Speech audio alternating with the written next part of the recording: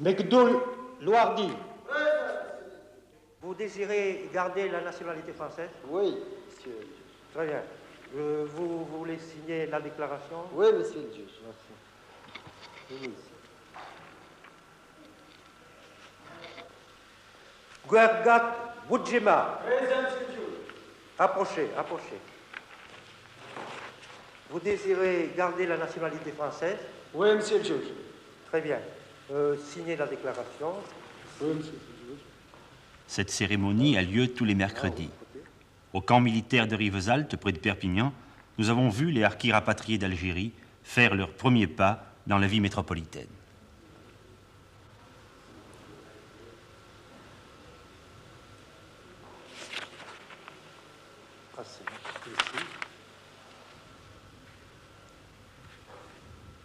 C'est long, 2 signatures. Parfois, monsieur le juge s'impatiente un peu. Vous l'avez vu. Voici le récépissé de la déclaration que vous venez de souscrire. Ne le Merci, perdez pas. monsieur le juge. Dès que votre femme est là. Ah, approchez, madame. Guergat et Boudjema.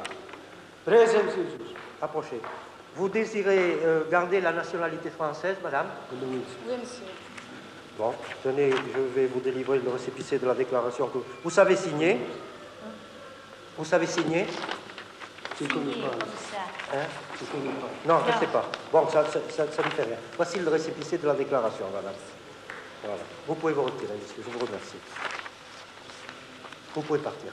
Aoucha, C'est fini. l'arbitre, c'est fini, c'est fini. Est-ce que vous désirez garder la nationalité française?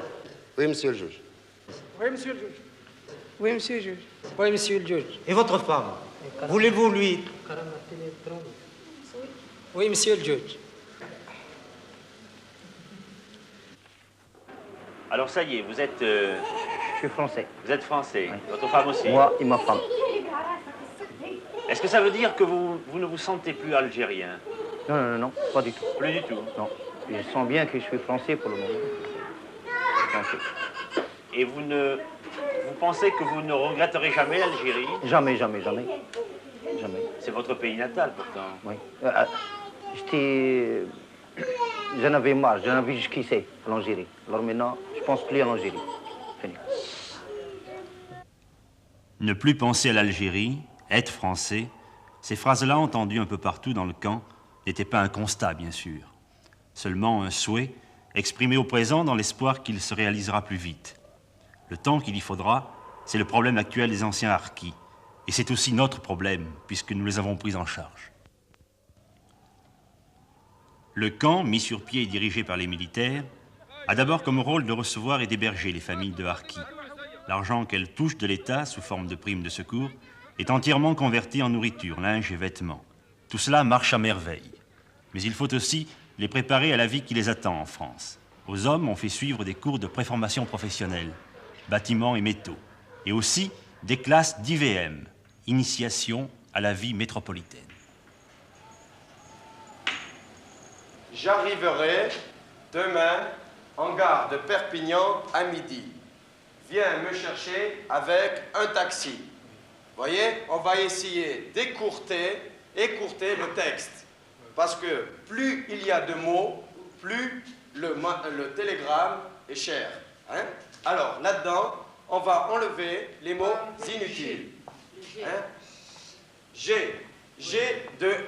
J'arriverai. Pourquoi? Parce qu'il y aura le nom de l'expéditeur. Hein? Qui sait que c'est lui? Alors, on enlève le J. Aux femmes, on fait suivre des cours de travaux ménagers. Il faut apprendre à se servir d'un fer électrique, d'une machine à coudre. Il faut aussi apprendre à parler et à lire en français. Apprendre à lire pour une femme arabe, c'est un événement grave. C'est acquérir ce droit effrayant de penser, de réfléchir, de se mêler aux problèmes qui ne sont pas immédiatement ceux du foyer. Beaucoup, la plupart, ne s'y risquent pas. Ici, ce sont les femmes âgées qui viennent. Je ne dis pas le plus volontiers, mais avec le moins d'appréhension, de répugnance. Les jeunes n'osent pas.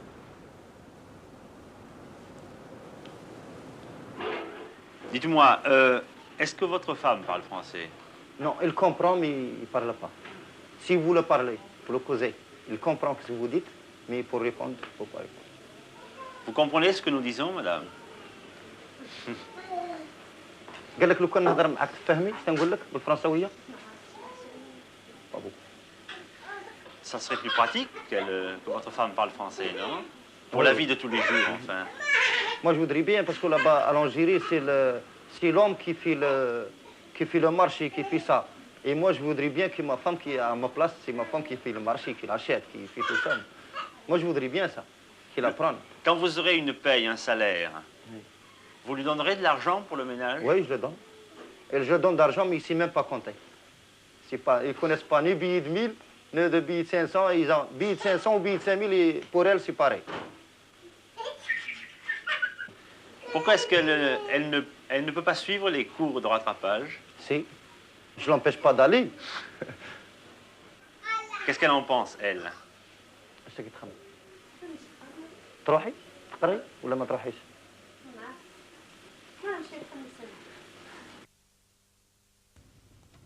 Le ministère des Rapatriés a installé dans le camp une antenne civile pour le reclassement des adultes.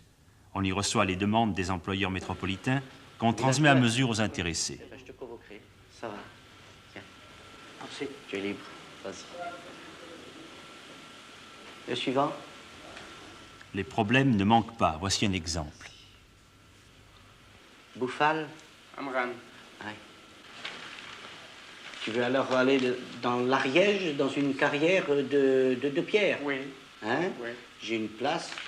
On te paye 206 francs de l'heure.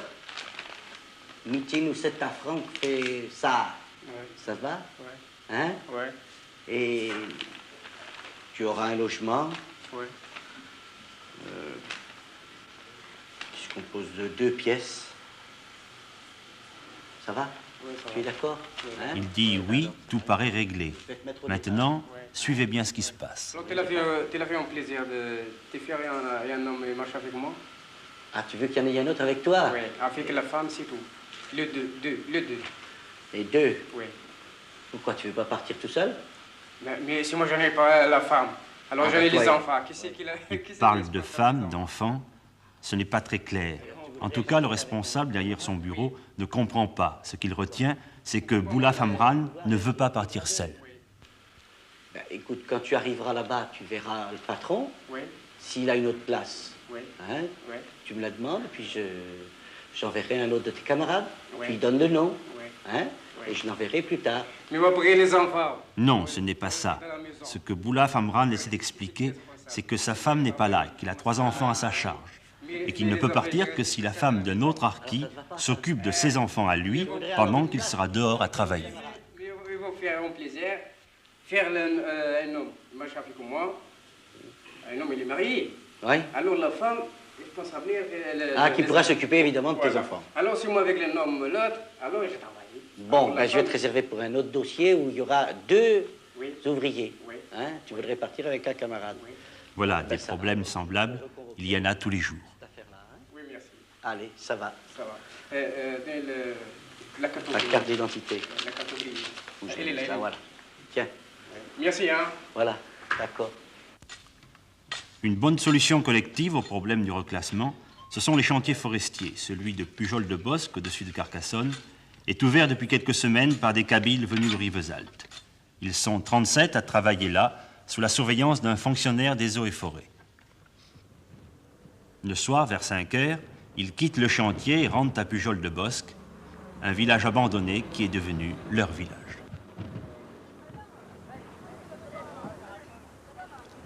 Ils s'installent peu à peu. On a refait pour eux une école, les adductions d'eau, les murs et les toits de 37 maisons, puisqu'il y avait 37 familles à reloger. Le problème reste l'isolement. Le village habité le plus proche, Villeneuve, est à 7 km, par une route étroite et sans revêtement, à peine carrossable l'hiver. Pourtant, les commerçants de Villeneuve se sont toujours arrangés pour monter jusqu'ici, quel que soit le temps. Le boulanger, que voici, vient chaque jour, le boucher 2 fois par semaine. L'épicier, ou plutôt l'épicière, 1 fois. Tous en fin d'après-midi, puisqu'il faut attendre que les hommes, qui seuls ou presque peuvent effectuer les achats, soient rentrés du travail. Le capitaine Boyer et l'adjudant-chef Vergès, qu'il va rejoindre, sont les responsables militaires du pays. Ils vont s'effacer bientôt devant l'autorité civile, c'est-à-dire devant monsieur le maire de Villeneuve, qui a Pujol-de-Bosc dans sa commune. C'est une expérience un peu particulière pour un maire de France d'avoir administré des musulmans, non? Oui, au début c'était un petit peu, ça m'a un peu gêné en somme, parce que ce sont des gens qui sont d'une autre forme, quoi, d'une autre civilisation que nous, peut-être. Une autre mentalité. Alors, au début, mais en fait, je m'y suis très bien habitué, quoi. Ce sont des gens très sympathiques. Au fond, avant l'arrivée des musulmans à Pujol-de-Bosc, vous n'aviez plus d'administrés ici, si? Il n'y avait qu'un seul berger qui était dans le village. C'était le dernier habitant du pays? C'était le dernier, oui, pratiquement. Et depuis, vous en avez combien de plus, par conséquent? 190 actuellement. Et on espère en recevoir quelques-uns de plus, qui portera l'effectif à 250. Enfin, ça vous a fait plaisir? Oui, enfin oui. C'était un pays où j'avais beaucoup de souvenirs, hein, et j'avais un peu mal au cœur de voir toutes ces maisons tomber en ruine. Ouais. Ben, de les revoir quand même retapées comme ça, hein. C'est un village qui a repris, quoi, une vie tout à fait normale, quoi, avec toute cette jeunesse, quoi, toute cette école.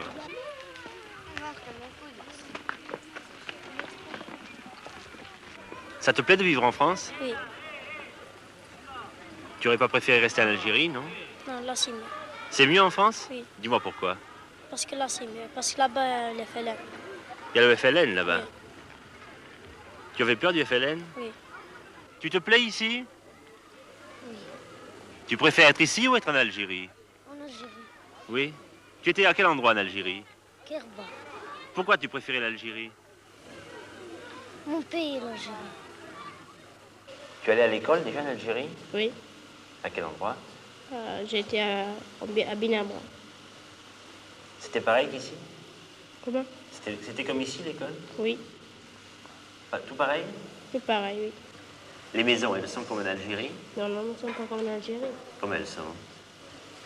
L'Algérie, c'est avec des roseaux et puis de la terre. Et ici? Ici, c'est avec des ciments. Et puis, dessus, c'est des plaques comme ça. Oui. Et puis aussi des planches dessous. À la seule femme kabyle parlant français, Madame Aguazil, nous avons demandé depuis quand elle était installée. 15 jours. Ça fait 15 jours. Ça fait 15 jours seulement que Oui, vous êtes là? oui. Oh, très bien. Vous étiez à Rivesaltes avant? Oui, à Rivesaltes. C'était bien là-bas, Rivesaltes? Oui, il était bien. Même mieux qu'ici. Pourquoi? Parce que vous avez une maison à vous ici? Oui, parce que nous autres maintenant, il y a la maison. Là-bas, c'est à l'armée. Ça, c'est à nous. C'est à eux, oui. Le réchaud à gaz, les chaises, la table, le coin où ils rangent ce qu'ils ont pu sauver dans leur départ. Ces clés suspendues au plafond sont celles de la maison, en Algérie. Vous avez combien de pièces? J'ai 3 pièces. Il y a 2 chambres, une cuisine. C'est ça, il y a la pièce ici, Oui. et puis 2 chambres. Oui, un chambre pour le gosse, un chambre pour moi, une cuisine. Vous êtes combien dans la famille? Il y a Jacqueline, 6. 2 sœurs et un frère. et puis votre mari. Oui. Combien il touche votre papa? Quel est son salaire? Combien? 1500 francs par jour, ici. Vous avez les allocations familiales ou non? Oui, ici. Oui, on les a. Qu'est-ce que vous pensez, que vous resterez ici? Oui. On va partir, alors on va rester ici jusqu'à la fin. Ça vous plairait de vivre Oui, ici? oui, Oui. oui. Aujourd'hui, en France, il y a 28 villages semblables à Pujol-de-Bosc, habités par ceux qu'on appelait naguère les Harkis. Il y en aura 70 d'ici la fin septembre. Ici, à Pujol, 3 enfants sont nés depuis le début du printemps. L'un s'appelle Mazouni, les autres Jacques et Gisèle. Ce sont les premiers prénoms français.